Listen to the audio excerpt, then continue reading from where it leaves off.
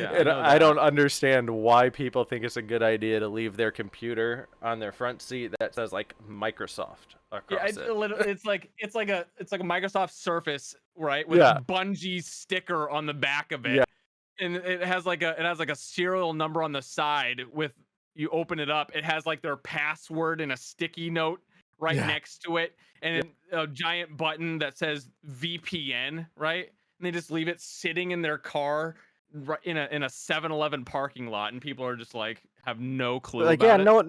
no problem. I have faith in humanity. Yeah, Uh-huh. because people are honest. Welcome back to Chicken Attack, episode 7. Been a week, the non-official Tarkov podcast. The non-Tarkov podcast. No, we are not a Where Tarkov podcast. It's just one half of this dynamic duo really enjoys Tarkov, so I mean, I enjoy video games, and that's the other half of our podcast, but we barely talk about that stuff and more 50% about Tarkov, Tarkov. 50% every other game in existence. Yeah, yeah. I mean, the game where we or the podcast where we talk about a game and other games eventually. Yeah, but the news out of the Tarkov spectrum is that wipe is happening soon. So if you want to get back in, if you are a Tarkov player, now's the time to get in and let And do insanity everything. ensue. Yeah, Yeah, just do nothing before they drop all the prices, and you can't sell anything because it's fucking useless, and then you run out of stuff for gear, you and don't then you're need pretty much that. No, hopeless. no. They drop all the prices from all the traders so then you could just buy everything from them. Like you can literally Right, but run you're anything you also want. right, but the shit that you sell also is reduced in value. Yeah, but if you have like 2 million rubles, you're able to like kit for days and then go kill someone and you steal their shit. Like it's so much fun. But I the guess. I other mean, the only night, the other night we were up until like 4 a.m. playing with the guys and the guys. Okay. oh yeah, it Jamie and I was like the gonna rest of our say, crew. I know, but I'm just saying, you're like the guys, and you're like, isn't one of them your wife? Well, yeah, that's why I said we were up, like as in me and her. I know, But I know, but it was just it's funny like the way. 3:30 in the morning, which is like 1 p.m. like Moscow time, St. Petersburg time, and they pushed a patch out that did a there's multiple airdrops per Yeah, raid now. you can get up to like 5 has been the Yeah, record counted we so far.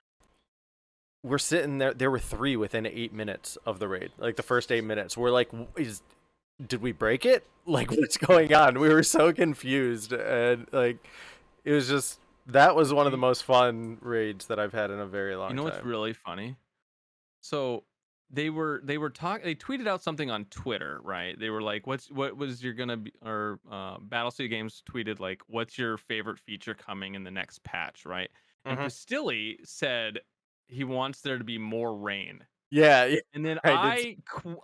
I took that and I went a step further. I was like, I want more rain, but I want it as loud as the airdrops were when they first came out. And then suddenly now we have just airdrops just going the entire time in the match. So I feel like I reached them a little bit with that. They're like, huh, that's an interesting concept. No, you Let's can't just hear shit. I know, that's what I'm saying. So I think they took my idea of just but not with rain though, but they just Yeah. made the non-stop. So does that mean like it's almost impossible to hear people? Yeah, our group is pretty much a interchange like main group. Like we run 5-man Come on, man. interchange. So You guys are like bitches. the Woods is where it's at. escalators are like super loud. So whenever an airdrop comes, we'll like sprint up the escalators and they nobody can hear anything. It makes for nice audio cover for sure. Isn't it only on 2 maps right now? Not that I know of. I mean, but Oh, we've only played 2, so it could be. because I thought I was listening to Lupo while he was playing the event last night with um Amy. Okay. And he's like, "Oh yeah, so far it's only been on woods and customs." Oh no, it started on interchange is where like Mm, we noticed it at like 3 uh, a.m. So as far 3 as I a.m. know, it's like all maps, but I Wait, could be wrong. so if I play with you guys during this wipe, I'm just gonna let you know I am not gonna probably be up at 3 a.m. on a weekday. Yeah, that's not normal, but I mean, I it get up happens. at 4. Yep. You guys are like just turning off the PC when Yep. I get up for work. Yeah, maybe catch a raid before you go to work. I mean, I'll jump on a scab real quick, you know? Just But hold on, guys. I'm just. You're like, oh, Derek, you're getting on. No, I'm just gonna do a quick scab run. Hold on. let's see. What have you been playing? You said you've been on some Cycle Frontier. Yeah. So Cycle got released, and I'm gonna say right now that uh one of the most powerful weapons in the game is a shotgun. This is kind of where before we had our technical issues, we were getting into this, but I had the like feeling the shotgun in um the cycle made me think of like the Halo shotgun. So I was like, wait, why is all these games coming out that we just have the most OP shotgun is like meta in every game? Yeah. I Because mean, you have Doom, right? I mean, the game is pretty much built around the shotgun. Like they make a huge deal about it in the newer Dooms. The old Dooms, obviously, it was just like the weapon that you used all the time. Um, you got Fortnite, which was the game was I felt like was made around it. Shotgun in Halo was overpowered. Um, any other games? Any other games that you can think of? what was the shotgun in Halo OP in multiplayer as well? I feel like Yes. it was never like What do you mean? I feel like it was never like really viable. Like, are you talking In like Halo 2? Halo 2? It was BR plasma pistol. Bro, the shotgun in Halo 2 is ridiculous. In Halo 1, it's even more. Halo The thing 1, is, yeah. yeah, yeah. But that's just it. In Halo, I think it started getting dumbed down in Halo Reach, where pretty much the game, like Halo franchise, dumbed down in all ways. So it makes sense. But yeah, in Halo all the way up to Halo 3, it was pretty strong. And then obviously Gears of War, which it's the main weapon. They're like, I love how they make a weapon that's a machine gun with a chainsaw, yet their main weapon in multiplayer is the shotgun that you don't even. Yeah, It's that's funny. crazy. Yeah, and I played probably Halo 2 the most, and I can honestly say I don't remember using the shotgun that much, to be honest. In Halo 2? Yeah, I was one of those BR plasma pistol noobs that ran around just You holding were. a You would charge. be. Yep. Oh god, Yep. I can hear it on on lockout already. God, Just that's a map that I miss. Like it has been mhm. remade a number of times, but Oh, it I has want to been play OG. redone to oblivion. I did really like okay, low key, Halo 2 Anniversary was the nicest looking Halo out of Yeah. all the Halos that we've ever had. Halo 2 Anniversary is how I saw Halo 2 back when it first came Yep. out. I Yep. was like, Yeah. man, these graphics are amazing. I did the same thing. Like I played through all of them again right before Infinite came out, and like Yeah. I logged in to Halo 2 Anniversary, and I'm like, oh, this game looks just like I remember it. And then it's like toggle back to original graphics. I'm like, what? So I hit the button. I'm like, ah, Man. Eh, like what is this? It's like a jump scare, man. Like, yeah, I Jesus was Christ. not I didn't expecting think that. I didn't think graphics were that bad. But then again, back then we were like uh just obsessed with the graphics. We're like, oh my gosh, you see the trees jiggle. Holy shit. Yep. Yep. They're alive. Look, do you remember back when Bungie during it was like when Halo 3 was like coming out and like everyone was like on the edge of their seats for every week Bungie did like their weekly update kind of Yep. thing, right? But there was a large chunk of time inside that whole news article about water. Like they were just obsessed with how nice their water was.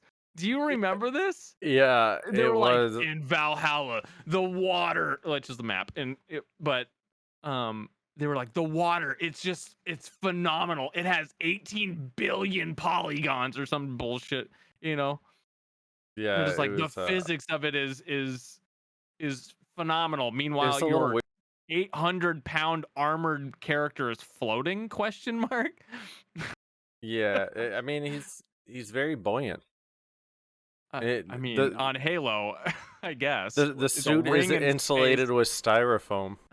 just it's just Master Chief just has inflatables inside of he has water wings inside the armor. Just pushes a button. It's like What? No, fucking Cortana just automatically, it's the water survival mode of the suit. It just when it senses in like when you're uh still too long in water, it senses that and it just like shoots out an mhm. airbag. How do you think he swam back up after he was let go from the grave mine? He didn't. I He know just that was a trick question for the lore.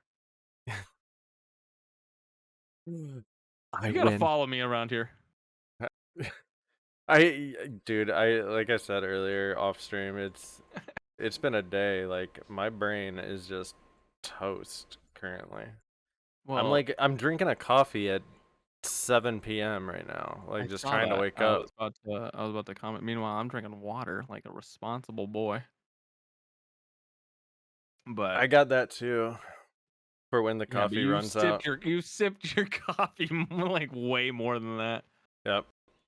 No, let's see. It is a weird day in Washington though, because I mean this entire week is supposed to be hot, and we don't get weather like this very often. So when it is sunny out, we everyone just dies. Pretty much. Like It's if you're not weird. dead, you're asleep because you're exhausted. Yeah, it's the sun just like sucks it all right out of you. You Like know, I have an I don't idea for the thumbnail. what? Oh, okay. We'll surprise everybody. Okay. I But have an idea. Well, I'm gonna try it. We'll see. By the way, I thought that did was a raccoon in your house. did you see Looked just like it. Todd Howard and by extension Bethesda confirmed that Fallout 5 is coming, but it's not going to be released till after Elder Scrolls 6. So Which Elder maybe, Scrolls 6 is like coming out in like 2028. yep. So maybe at some point our grandchildren might be able to possibly play Fallout 5. So what you're telling me is that they just now started production on Fallout 5. Like they just started the concept stage. Oh, they probably got that done. They probably just got done with all the like concept and like writing stuff out, and they're now Right. into building, which is going to take 12 Oh god. 15 years. And then guess what? Guess what's going to happen? They're going to use all the assets from Fallout 5 and they're going to they're going to try another spin-off game like Fallout 76. It's going to be Fallout 152. No, isn't it supposed to be wait, didn't they say something about it being in London? I have no idea. Why do I have like this thought like it's supposed to take place in Europe this time? Let's see. Fallout London is a DLC sized mod for Fallout What? 4. What? Okay, well, Yeah. shit, maybe it was that, but hey, maybe who knows? Yeah, Fallout London is it Because this is America wasn't a the only place that was hit in during the war. no, this is a DLC sized mod for Fallout 4. It's a mod. Wow. Yeah. That always is impressive when there's mods that end up becoming DLC. Yeah, like, well, no. They're saying like it's a mod, but it's Right. the scale of their mod is what you would expect from a DLC. Well, that's what I'm talking about. There's like games out there, right? I think Fallout 3 has it. Excuse me. Where there is mods that just add like 20 new storyline Mm-hmm. missions. Oh, I Those know are what you're always saying. impressive. Or Yeah. like they created their own map and with their own quests within that map. That's always impressive to me. Yeah. Shout out to the mod community of any video game. You guys are fucking incredible. Talking about that,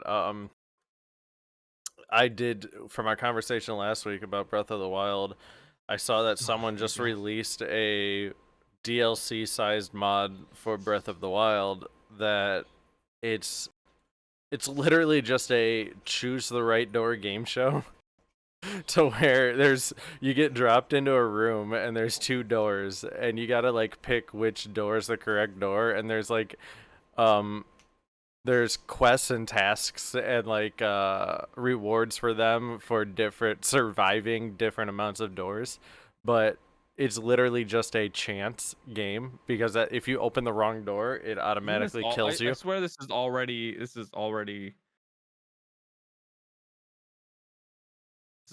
a Zelda game.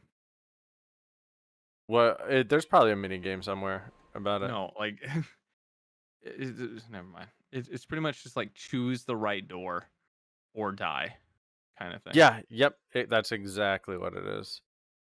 I can't find it right Now now, but it's it was pretty making me funny. think of I was like watching this video and I'm like, everyone's like, dude, this looks awesome. This is sweet. This is great. Good job. Like, keep it up. I'm like, it's literally just a, did you choose the right one or not? Start over.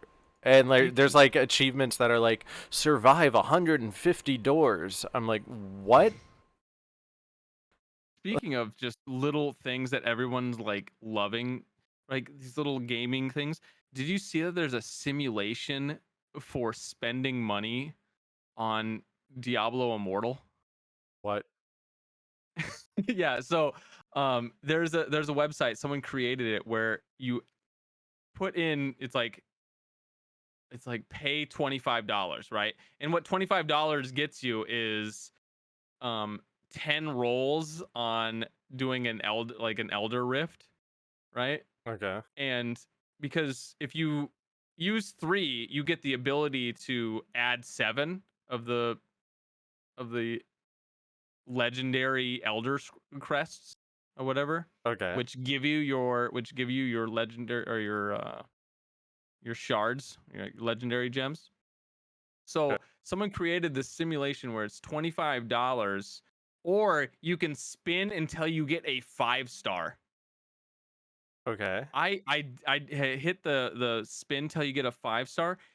$8,000 I would have to spend before I finally got a 5-star legendary gem. There, And that's, then I went on Reddit. There's people that are like, "Oh, no, $18,000 that's before I finally got a 5." way cheaper than what the dude actually did. There's an article that I just read of The guy that he spent spent a hundred 15 thousand. grand well, no, that's a different one, but there's a guy who spent Mm. 15 grand, got the first like 5-star gem, and then instantly deleted his account in protest of how shitty the microtransactions are. I Yeah. mean, I mean, The dude and you then got the right money. underneath that was the dude from BlizzCon, back in like what was it, 2016 or whatever when they announced it. Hmm. It was he's known as Red Shirt Guy. He's the one that got up and was like, "Is this an April Fool's joke? Like, what is this? Like, this is dumb." And he did a review of the game. He's like, "I know everyone wants to see my take on it. I'll download it."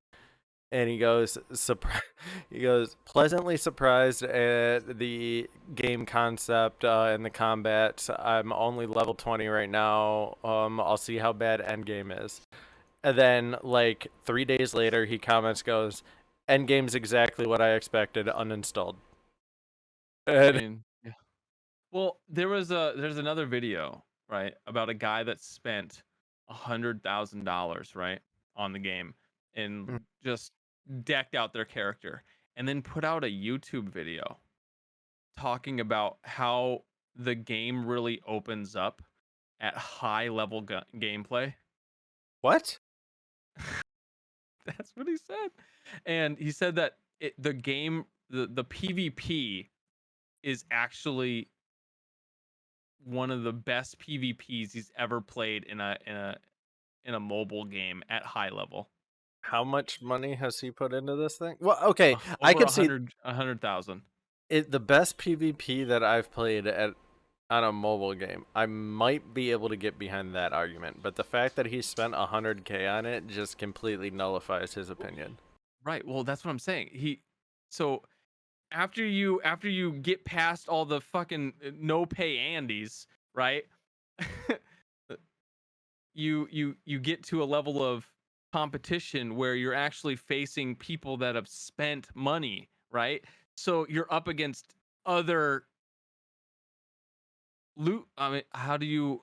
I almost called them losers, but I wanted to say loot boxers, but I realized that they're the same thing. But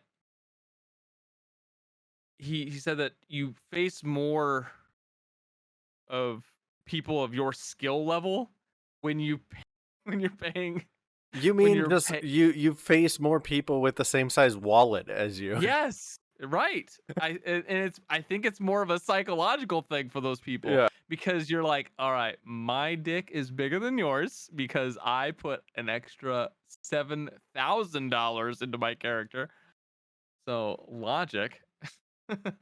It is non-existent. Yeah, I know. But you gotta like, if you had just $1 million, like, right? You were given $1 million to just blow it on Diablo Immortal. Would you do it? No. Oh, No. I would. I would get more gratification over watching it sit in a bank account and just grow than spending it on that game. Okay. Grass growth. No, like, yeah, I honestly like if But the it stipulation was never touch it or spend it on Diablo Immortal, I'd never touch it. I just I'm kind of log it. curious. The game for me would be logging in every day and seeing the growth. The growth of the $1 million going Yep. up by pennies. Yep. That would be my game. All about it. Wow. It'd be the ultimate idler. The ultimate idler. Then just fucking play the stock market. The stock market is an idle game. I mean, what's to say I don't? That's what I'm saying. It's like that's the same thing as putting your Diablo dollars and watching it grow. It's the same thing. Yeah, that's true. But moral of the story here Stock is, market is meta game right now. yeah, Diablo Immortal is absolute trash garbage that has predatory monetization tactics. We're not getting into this topic again. No. You I want to mean, repeat I'm just Andy's summing it up, summarizing, summing. Yeah, that. I'm condensing into one sentence. summer rising is what you Summarizing. just your summer is rising. I mean, technically yes, because it is summer solstice. So title summer rising. I mean, I think I could work with that. Because we did talk about Summer Games Fest Yes, we did. and all the rising games that are coming out in the next 12 months, apparently, from the There's Microsoft so booth. many games coming out. Right, but It's didn't they say like all these games are yes, going to be able to be playable in within the next 12 months. within the next 12 months? Yeah, which is I want to believe them, but at the same time, that's I mean, with how many games nowadays are just gonna be like, listen, guys, we're completely sorry about our, 18th game of the franchise, not coming out on time. We've decided to delay it for an extra 7 months because we're just so overwhelmed with the past 2 years and the pandemic that with people working from home, it's hard because people would rather sit on their iPads and not actually work for 6 hours before they finally start on I their don't tasks for the understand day. that. Like people say that all the time, but like all the work from home metrics are actually the complete opposite. Their employee I know, satisfaction but up is up, morale's up, productivity's up, but then you still got people like Elon Musk who's like, we're going back to the office, the guise of working from home. What he say? He said, if you want to pretend to continue working from home, go find another job or something but like then that. again, I know a lot of people that work from home and they do like 3 hours of work and then just do nothing the rest of the day because they don't have anything left to do. But I mean, even when I worked in the office, like I read an article a couple of years ago that said that even in a 100% office environment, that you can only expect to get about 4 hours of work output per employee, because you got them getting up, walking around, you got the sidebar conversations, you got lunch, you got breaks, you got phone calls, you got all of that. So like even You got like you got that at home too. well, yeah, that's what I'm saying. But people just apparently have a problem with you like doing that at home. But if you're in the office wasting everybody's time, that's totally cool. Like I mean, it's like a catch-22. That's really weird to me. but that's the thing though. That's what we get anytime that games want to put out a delay. Is it just some Yep. bullshit about how the past 2 years has been hard? People are working from home. Yep. They, so they're just trying to like just stretch it out to say like, look, guys, we needed to run a Kickstarter in the background of some product so that we can raise enough money for the game. The funniest part about that whole thing though is that if these companies actually designed their development infrastructure around the possibility of remote work, they'd probably be way more efficient developers. Like Yeah, like but just all the changes that have had to happen to accommodate like work from home in the industry have actually helped like improve But productivity. Like but that's it's just also so but the weird. thing is, it's also a liability to like these companies to also hand over dev kits No, it's definitely not. outside.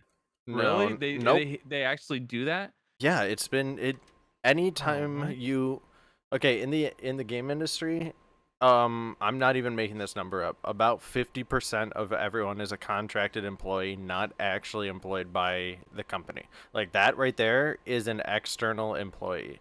Like even if they work Right. on site, that's still an external employee that has you have no HR responsibility over. Those people have gotten dev kits assigned to them for decades. Like this Jeez. is nothing new.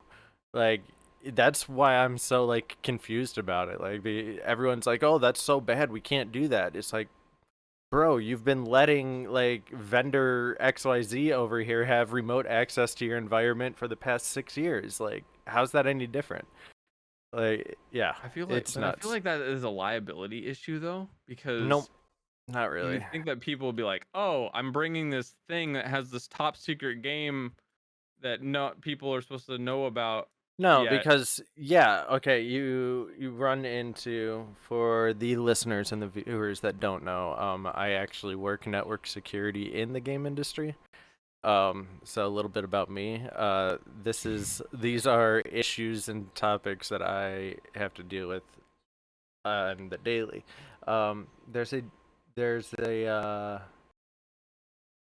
there is something to be said about yes, it's a liability, like exactly what you said. That is a thing, but All right.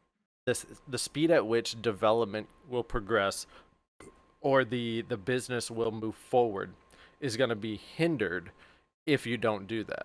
So there needs to be a trade-off. Like when you already have a non-disclosure agreement in place, when you have like legally binding contracts in place that say if this information that is assigned to you gets out, you're responsible.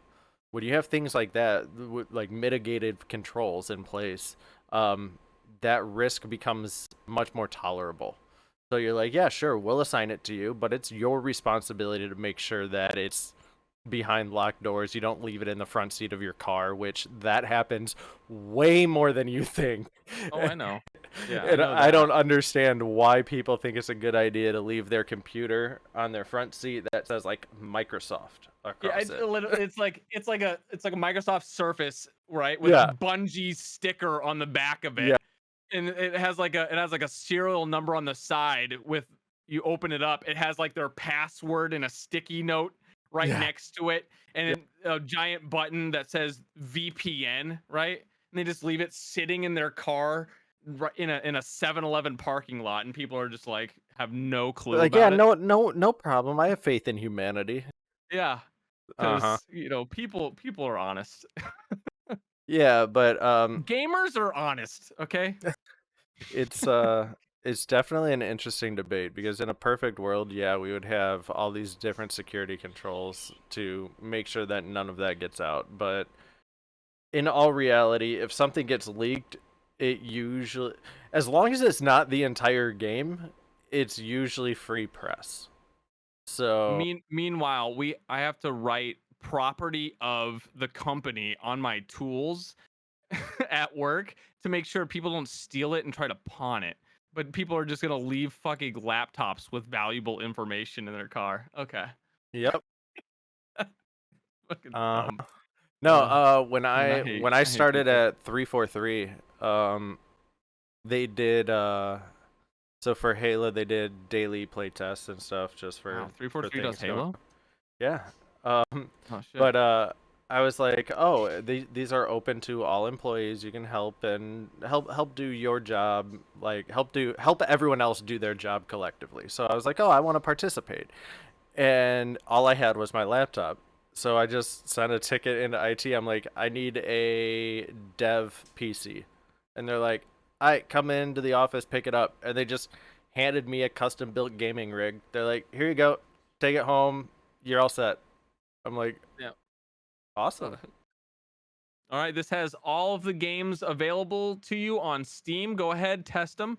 Wait a second. Why isn't that like a job yet? Where it's a company, hear me out. Hear me out. It's a company, right? Where you hire people to go in and their main job is to just test and QA video games, right? How Um, come I never hear about these companies, right? they That do this. are. So you're, it might be a little bit more Maybe difficult not to do even it the way that hire. you're envisioning it. But the way there are staffing agencies that operate primarily in the QA space.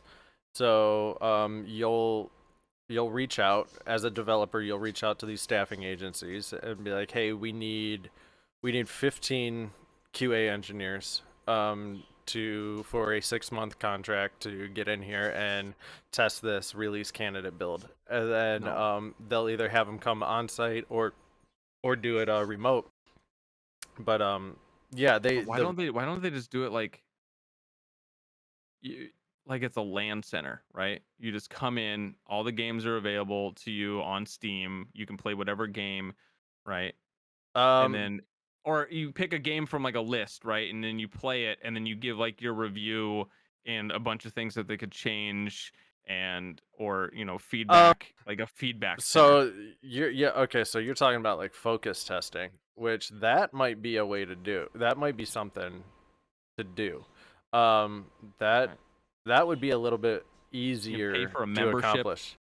Yeah, that would be a little bit easier to accomplish than like actually doing like test build like QA work, as that's a little bit more detailed. You're gonna want people to look specifically for certain things, um, like that without going into crazy detail. But we would have like every one of those daily play tests would have an objective. Like, oh, spot, we made Capture the this fix. flag.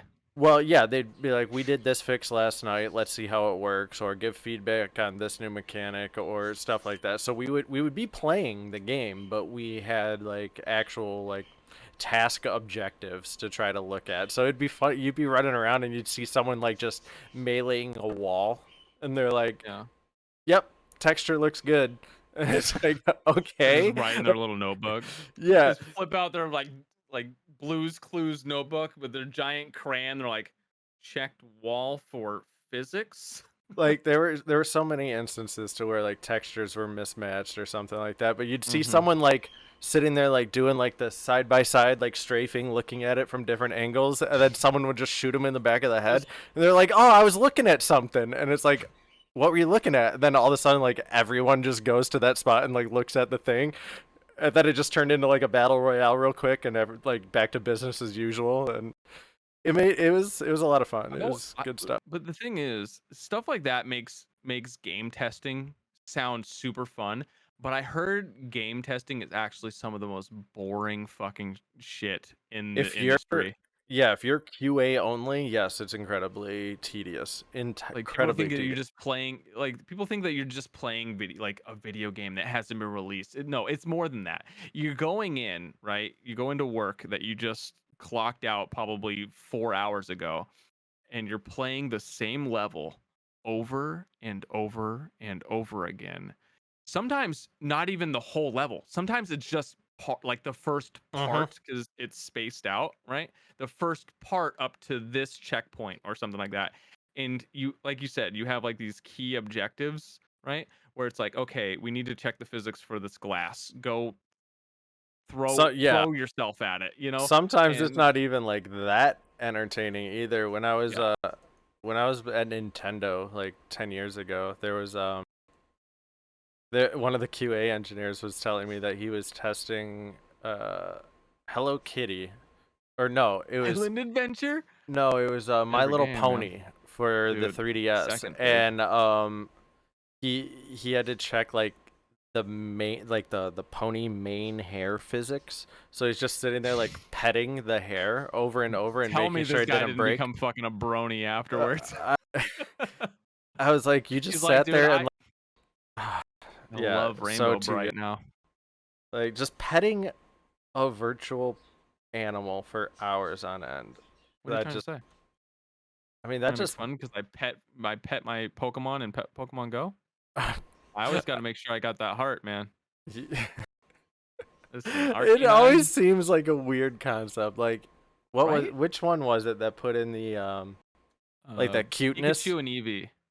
Yeah, where like you could feed them and like play with them Mm-hmm. and stuff. I'm like, what is this? Oh Like, wait, I know what you're talking about. Yeah, like it has like all your Pokemon in a field.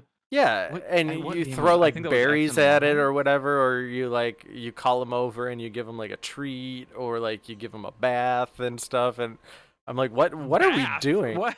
Wait, give him a bath? Well, You're like, give me your Pikachu. We gotta wash you again. you like You're showered rolling them, around in that Onyx shit. clean the dirt off. Playing the, But Pikachu got some Pika Klingons. You know what I'm uh, saying? long story short, game industry is a great place to work. I mean, it's all right. I mean, it depends on your It's just department. like, yeah, it's like any other industry. You have good companies, you have bad companies. Luckily, I work for an amazing company right now, so I'm And happy. you're in it's like a different game company too. It's not even a video game company. Now we are. What? Yeah. Oh, right. Yeah, okay. Baldur's Gate, dude. Yeah. Yep. That's all That thing. D&D. Well, that, and you also have The the MTG TCG arena. game. Yep. Oh, not TCG. Yeah. Well, All that yeah, stuff. trading card, but the Magic the Gathering arena. Yep, that's huge. I feel like that is where all our card games are gonna just go to now, is just online, because no one wants to buy the physical cards anymore. They would rather just get that satisfaction of clicking a button to open the pack rather than sit there and struggle. By the way, I bought a pack of Pokemon cards not too long ago, and I gotta say, the quality on Pokemon cards declined. What do you mean, I like felt the like actual physical quality, or like the art? Like what? no, not they are. The quality of so the pack just feels like you just ripping into tinfoil. It's just like like like you just undo a thing, the air escaping the It's like a blister bag pack of like just chips. explodes like the bag, right? And your cards are just left there in sawdust. Meanwhile, you get one of these cards, it's like you can crease it just by turning it a degree. Right? It just Okay. creates like this giant fold in the middle of it, like it's like origami paper. They're like, all right, man, Oh wow. good luck getting a 10 in this Yeah. scaling system. But I have like my old Pokemon cards, right? I have some of the first gen, the base set stuff. The card, the cards that thing was, it might as well just made it out of a steel plate because it is so much thicker. It was impressive that we were able to like bend and fold cards. You know who printed the first gen Pokemon cards? That's where I was getting with this. Yep. Wizards of the Coast. But I'm just Wizards of saying, the like, Coast. yeah, I know. But I think after Wizards of the Coast, not to toot your fucking horn, um, like stopped making them. I felt like that's when the cards like just decline in quality. Because I kid you not, you hold up the old base set cards. I think it went up to Jungle or Fossil before they. What was, I think Fossil was their last one. I could be It was like 100% wrong. 2003, so whatever set came out in that end, that's I want to say it's Fossil. Um, Watch me be right and be a fucking genius. They, yeah, the cards just declined after that. oh my god. I'm right. No, there's Oh, what don't fucking talk tease no me like no that. I'm just scrolling through Pokemon cards and Why? wow, so I'm on Hey, Pokemon.com looking at man. the trading card game Yeah. expansion sets, Okay. and it was July 1st, 2003. Their set that they did was Ruby Sapphire. Let me see if I can find. Oh, here we go. This Bulbapedia is, will have it. this is great for our audio listeners. Okay. Sorry, guys. You guys, It you guys stay in was there. Hold a strong. set. Diamond hands. It was a set called Skybridge. Skybridge. Good set. Yeah, And okay. actually wait, is that the one that had um the Skybridge. it Let's had see. Where's the the blur? really rare Lugia? Oh, interesting. This was the set where they did some of the like Pokemon E, like the scan your card type deal. I want to say Interesting. Skyridge had Um, um but no, one you of like the you were rarest way cards. off, way off. So Skyridge came out. Release date was May 12th, 2003. Fossil came out June 16th, 1999. You're 4 years off on your expansion release. Hey, fuck you. I'm trying to remember what the really rare card is for Skyridge now, because I'm curious. I don't know. Let's see. What is the? We have a whole bunch of hollow stars. Um, I don't Oh, even there's one see a that's worth Mewtwo like on here. I think it's this. Is it this Crystal Celebi? It's either Crystal Celebi or it's the Crystal Lugia. Because the Crystal Lugia, if you get a Gem Mint 10, is worth a lot of money. But yes. They're like card ratings are so weird. I was talking to By the one of way, my coworkers about Gem it. Mint 10 Celebi from this set is $2,000 right now. Wow. Yeah. So I was talking to my coworkers about this, and all of the like hollows, all of the foil in in in Magic World we call them foils. All of the foils that come out are they're bowed. They're like bent. The Charizard, by the way. It's the Charizard. Yeah. So let me find one of these. Um,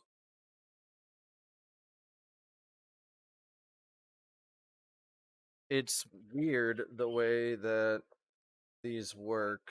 Um, Get on with it. Yeah, so I take me a second to figure out which box they're in. Well, guys, while he's looking for that, I'm just gonna say that going back into Pokemon cards like this makes me want to get into Pokemon card collecting and actually getting into like the TCG side of it. I don't know, because I I always had like this thing about I loved collecting the cards, but the game aspect of it was never fun for me because the only time I ever played the game was on Nintendo Game Boy, I think it was. So here's what I'm talking about. So let's see if you can see this. Let me open up. So for the people that are watching this at home, this might or listening to this at home, you might not be I able to tell listen, what I'm my doing. my audio listeners, I love you. All right, But hang in there. the card is very flat. As you can see, there's like you can barely tell in the camera that it's even between my fingers. But Yeah, then you just here's maybe a a mint foil card that is actually like curved. Like okay. the foils come off the printer curved. And we were talking about it. We're like, wow, this is really weird. Should we try to like bend them back? Like what how should you actually keep these in a good condition? And apparently they don't get rated on curve. Like they, I just made myself giggle. But Man, that must be a real good inside joke for us to not get at. And now we're like sitting here feeling awkward. You're like that dad that tells a joke that no one laughs at, and he just sits there and slaps his knee, and he's like, "That was a good one, huh?" yep. You're like, everyone knows, And like, then he "Yeah, just gets dad. up and Okay, goes grab cool. another beer, and everyone's like, "What Go, the go, hell just happened?" go, sit down, dad. Dinner won't be done for another hour." But the when you get the cards rated for like mintness, they don't even Mintness, look at got it. that. I don't know what the word is, but they Man, don't even look you're at just the insulting every category of what's the word? Do you know what the Pokemon. word is? Because I don't. The scaling. Well, I mean, like what when you send it in, I know the different rating companies, but what are they scale? What are they checking it for? They're checking it for damage, creases, the centering of the card, if it's cut right. They're not looking for it if it's bent right. If it's bent, because Well, they yeah, apparently that's bounce not back. one of them because it is it's a reversible byproduct of the like foil printing process that Right, because creates a the little bit foil of is a curve. shrinking. Yeah. So You're I always thought heating that the that was foil up. I always thought that that was like a defect or like you needed to have them as flat as possible, but apparently you don't. No. So because card companies, I looked into this because I was trying to find out how much I could probably get for my Pokemon collection, right? Mhm. And so to get cards graded, you actually have to pay for it. It's not free. Yep. Yep. It's but they when you send it in, they look for key things under a specific light. Like you can buy these lights, it's just like a high Mhm. quality light, but it checks all of the defects. It checks the centering and such. Um, where like not just for the front, but for the print on the back also, right? Because when it's stamped out, it can that also what causes errors in error cards. They check for if there's any little marks that shouldn't be there because they don't know how many actually get out where there's errors, so they are actually checking for error cards, right? And then they can keep Interesting. track of like, oh, this is the first of this error card that we've come across, and they'll grade it maybe a little bit higher or on a completely different category. Like, say you have a card, right, but it has a mark that they haven't seen before, and it looks like it's coming off. they'll then test to see if that was an intentional mark or if it's like if it's just like a fuck up with the printer, right? Because sometimes Yeah. there's cards like foil cards where they'll just get like a giant scan line through the middle of it, and it's just caused from the heat of the foil. How So do they you? check for that These are so weird. Like, how do you like? How do people have all the money for this? Like, I'm just looking at their price guide. because the market is incredibly high for these. Like, Like for that crystal Charizard, by the way, there's 213 currently in circulation. They are selling for $15,000. so a $15,000 card on the PSA grading service Right. is going to cost you more than $300 a card just for them to look at it. Right. Yeah. It's it's an entire it's a weird culture because a lot of the time these people when they do these card openings and stuff like that, Mhm. they're doing it with we just look at it like, oh, this card's a bust, this card's a bust, this card's, we're only looking for like what's the good cards, right?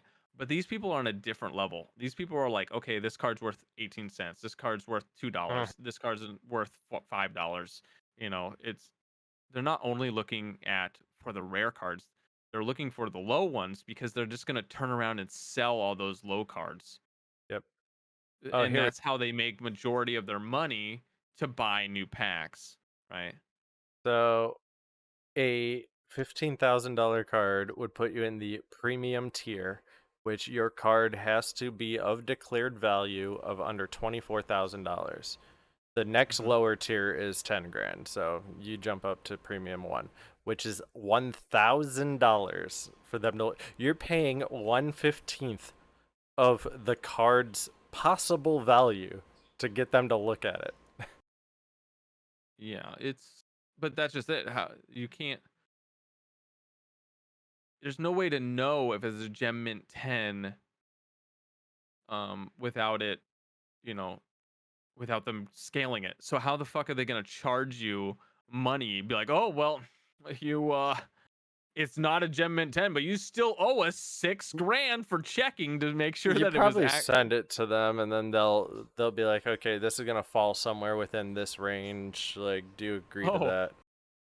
you're going to send your card in. They're going to be like, "Oh, well, this is a gem mint 10."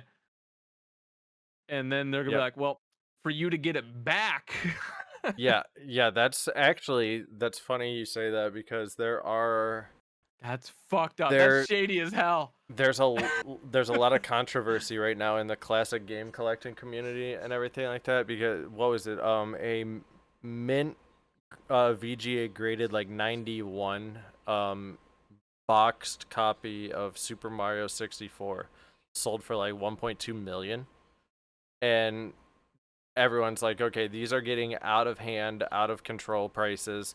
Like it's completely understood that people will pay what they think that product is worth. Like that's just an open economy, open, like that's just how that works.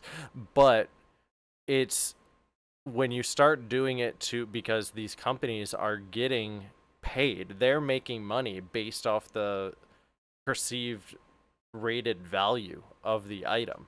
That's where it becomes like possible fraud. Is they're just like rating things and like inflating value to create to make more money for themselves. So that's going on in that neck of the woods right now. I just found out that one of the rarest video games is for the N64 is a game that only was exclusive to Blockbuster Video. Yeah, I forget what the name of that is, but I know what you're talking about. Clay What? Fighters, Yes. like sculptor's cut. Yep. Yep. I had this game. Really? I had it. Yeah. It's probably still in storage to this day. But yeah, I Yeah, had it. that game is stupid rare, and one that's not. not quite, not anywhere near as rare, but incredibly sought after is Conker's Bad Fur Day. I have that game too. Yeah, I want My mom took a that game away copy from of me. it. Like I want to get a copy of it for my collection. But my prized N64 possessions are a boxed copy of Ocarina of Time Collector's Edition and Majora's Mask Collector's Yep, Edition. I have. So my mom, because she used to work in game concept, she worked for Nintendo making the posters, the advertisement posters Yeah, for Majora's Mask. really? Yeah. So I didn't know that. I had like it's it's the posters that they like, not it wasn't like it was like the cardboard like Yeah, yeah, posters, the good ones that you would get at like GameStop and EB yeah. Games and stuff like that. That was only for like promotional, and then they throw that shit out. Which is was a weird thing, right? Why do they just throw that stuff out? Just give it to a fan for like a launch event or something like that. Because Anyways, there were a lot of GameStop stores that did that. I don't know if I could name any specifically because I think it's against company policy, but yeah, I just there think were that's a some dumb that I concept. worked at to where I would help put on like midnight release tournaments and stuff, and we would give away that stuff as like Yeah, but promos. that's the thing though. It's like they're just throwing this stuff away. But yeah, but so my mom worked on that, and I remember she got me one, right? And she's like, "Now, don't be going around telling me or telling people that I got you this and stuff like that because she technically wasn't So supposed to what have you it." do immediately? Well, I put it on my wall, so if obviously people are like, "Oh my gosh, what's that?" And I'm like, "It's Majora's Mask." Oh my gosh, where'd you get that? The Easter I Bunny. found it. I found it in the trash. I don't know, but yeah. So I have. That's probably worth nothing, but I do have the a boxed, uh, not fully factory sealed, but box sealed, limited edition, Majora's Mask. Love that That, game. yeah, that it's a great game.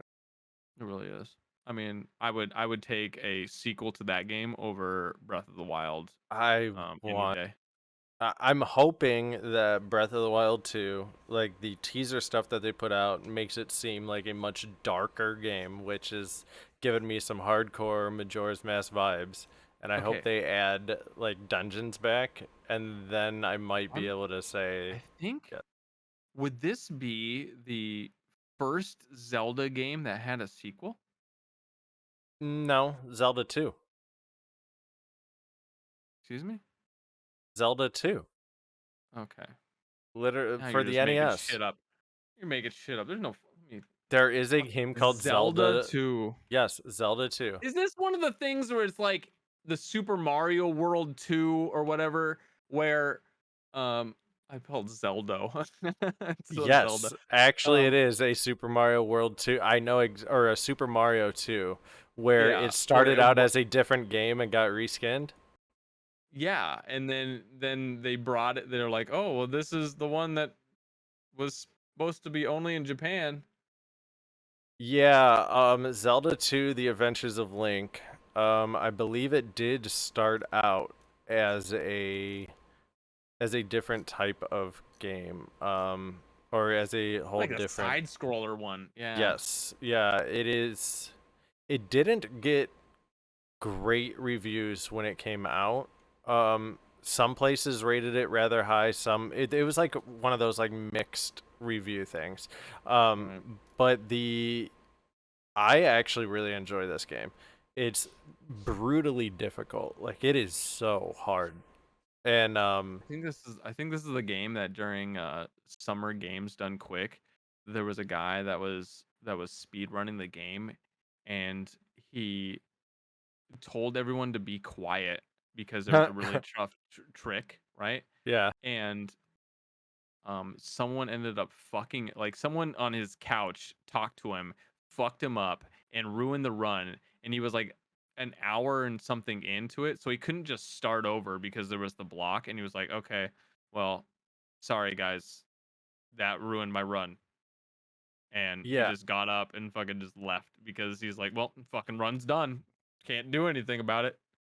it it I think actually that's doesn't okay. look like I can find anything on. I might be misremembering though, and I thought that this was originally going to be a different game that they changed to this, but I guess not. But Wait, yeah, isn't that Summer Games Done Quick coming up? should be in August. What? No, I thought it was June or Um, July.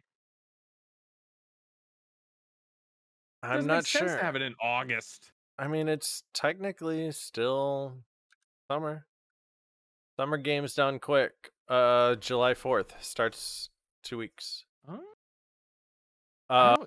So this is a fun event. but yeah, Zelda 2 is it was a blast. It's a good game. If you haven't played it, go give it a go. It's very different from any of the other ones, but it's a good one. Except for the first one. Yeah, the the It's first one's great. vastly different from every other game except for the one that came before it. Well, I mean, even then, the one before it was top down. This one's side scroller, so Wait a second. The first one wasn't top down. yeah, the first one is top down. The fuck ever. Get out of here with Yeah, that bullshit. yeah. First Zelda. Zelda is top down, and Type in Zelda, I get pictures of Link. What? the I think the trick that you're Oh shit, talking it is. about is it's one of the really hard speedrun tactic. It's to where you can like glitch through a wall in one of the like last temples, and it just like blows you through the very end, and it's like one of the hardest dungeons in the game, and it's a pixel perfect. It's a pixel perfect glitch that you need to do while falling through an elevator shaft. Yep, So it's like, yeah, that's him. Yep. yeah, And he was like, I need complete silence while I do this. And he just like starts to do it, and all of a sudden someone on his couch is like, now what he's trying to do here is he's trying to do a really specific trick where he needs some full audio. And it's like, dude, shut the fuck up and let him do the trick. yeah. God, the people on the couch piss me off so much. And I love the cause and everything about uh games done quick, but the people on the couch need to just not be mic'd up ever. Right? They should just be front and center, get your little spotlight on you. Don't mic those people up. Full on, sometimes they make the speed run way more awkward than it should. They throw off these little like jokes that are just not funny, right? There's a Yeah, few people on there that are like, I understand, yes, mic those people like Spiked Vegeta and stuff like that. Obviously, mic them up because they're trusted and actually work with the company. But you just give a microphone to random nerds, it doesn't end well. It doesn't end well. I mean, As you can see I with Twitch, understand that you need to it needs to be it's controlled. it's really hard to commentate your own speed run. Like Yeah. when you're trying to focus and get pixel perfect shit to happen. No, but this is what you do. You get these people, right, that understand the game and don't have like social awkwardness. And you have it be like golf commentary, right? Where it's just like two dudes in a booth that know the speed run back to back, like through like the back of their hand, right? And they're just like, all right, as you can see here, he's going up for a very tough trick. Now you see that, Robin? I really do. Now this is the trick where he has to fall through a elevator shaft. And look at that, guys. Look at that, folks. Pixel perfect every time, and then like just little golf claps. Like, yes, that's how it should be. But not just some random dude on a couch is like, yeah, as you can see here, this is him. I I actually did this once and it was hard. It's like, He like okay, reaches dude. over, he shakes the guy. He's like, "Bro, this is the point when you need to do the thing." Yeah. Oh my, it's out of hand sometimes. Sometimes they talk more about their own speed runs than what's going on with the actual screen. But I always Mhm. do find it interesting when the speed runner is talking about their speed run. It's infinitely more interesting because you do have those speedrunners that just don't talk at all, and I think that's just part of the awkwardness of Twitch. Yeah, when you have like the smaller games that don't really draw the crowd, and it's just like 12 minutes of silence, and you hear like the background rabble of people talking. They're like, and it's like what?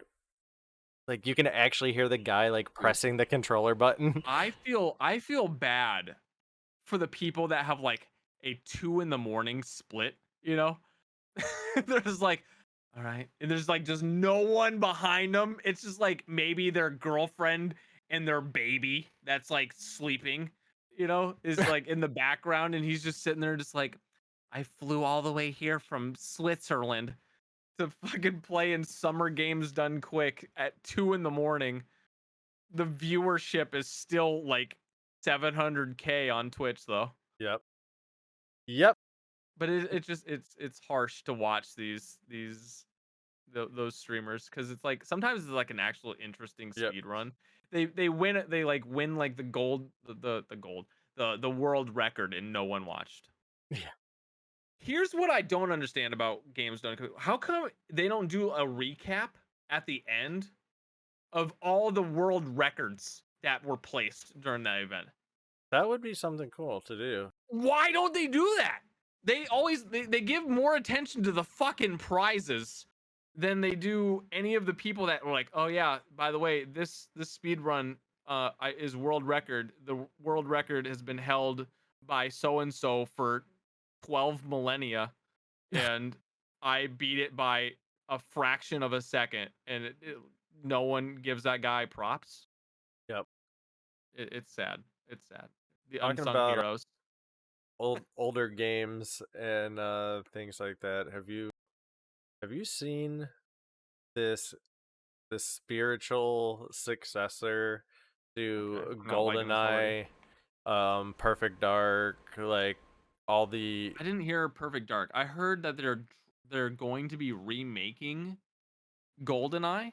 Oh, I heard that, but this is completely different. This is completely different. So there's this Oh, project, this game called Agent 64 Spies Never Die, to where the entire project was to recreate the bygone days of like N64 shooters.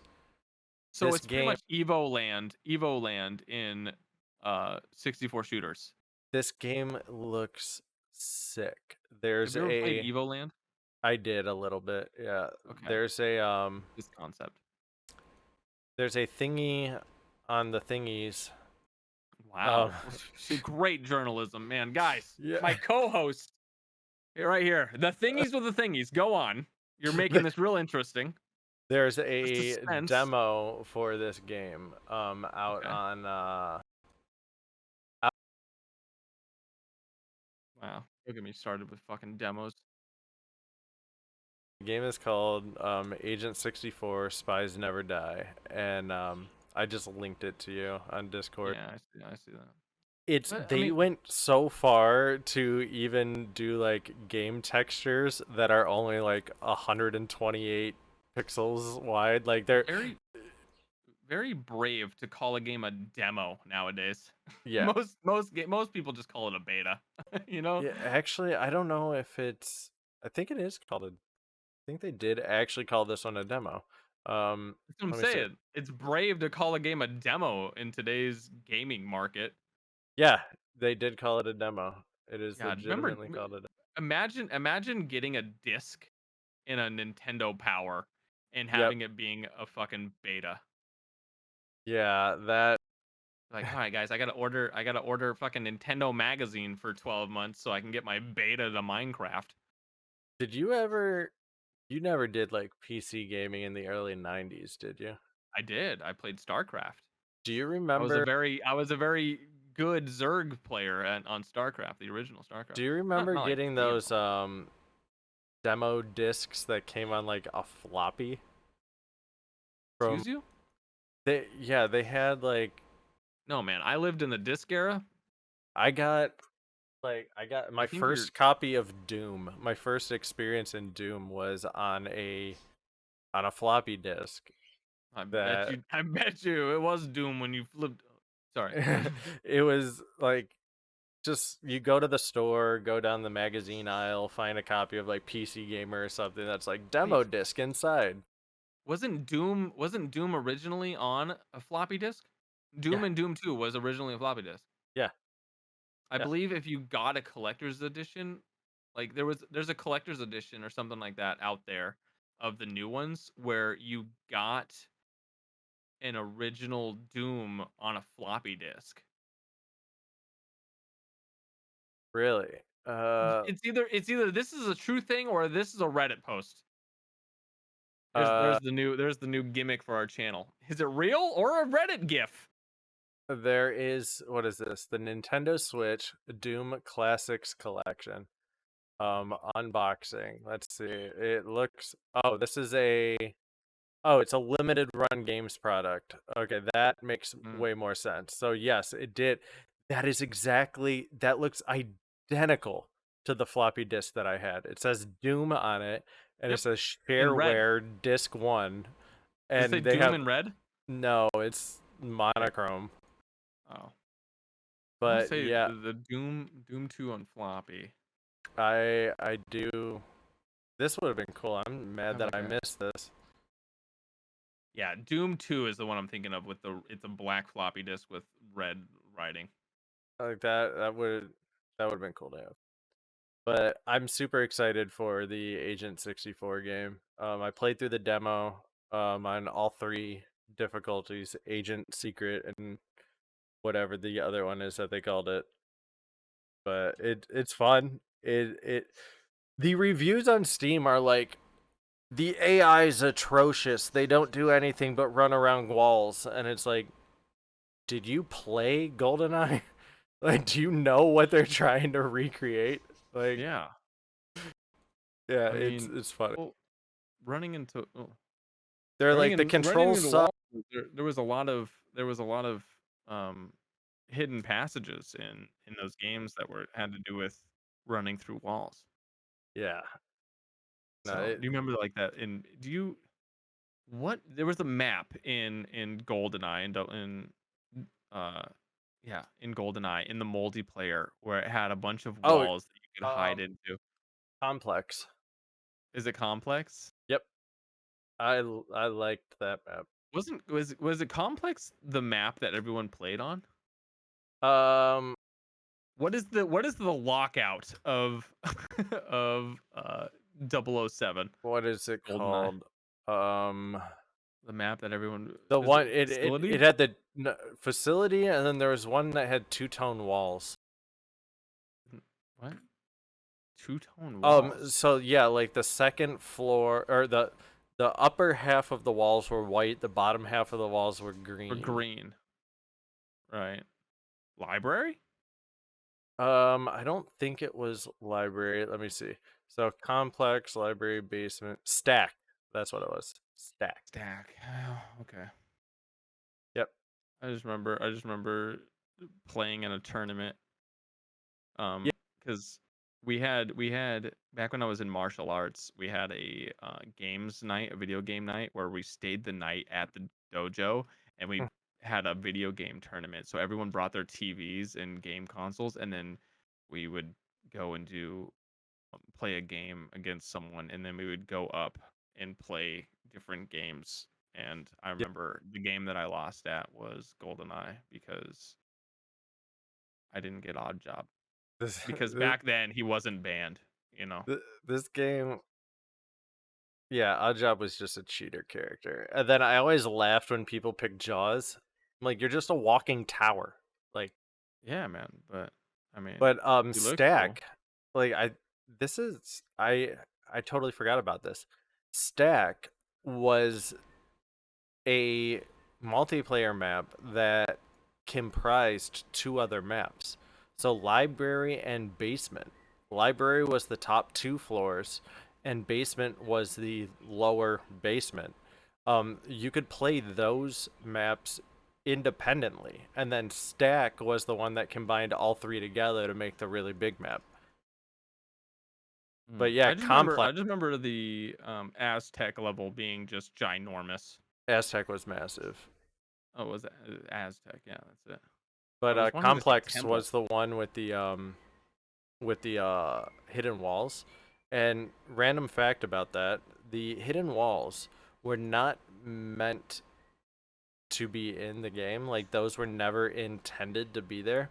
But what happened was one of the multiplayer devs um, was getting destroyed in game testing, in like playing with the rest of the group.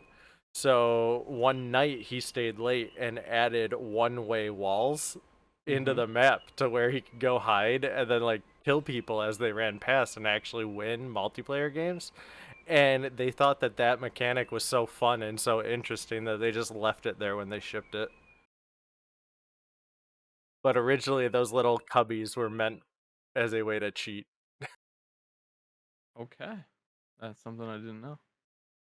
Yep. Anyway, kind of. Do you want the clucking question of the week? Yeah. What do you got? What is the best, worst game you've ever played? The best worst game? Mm-hmm.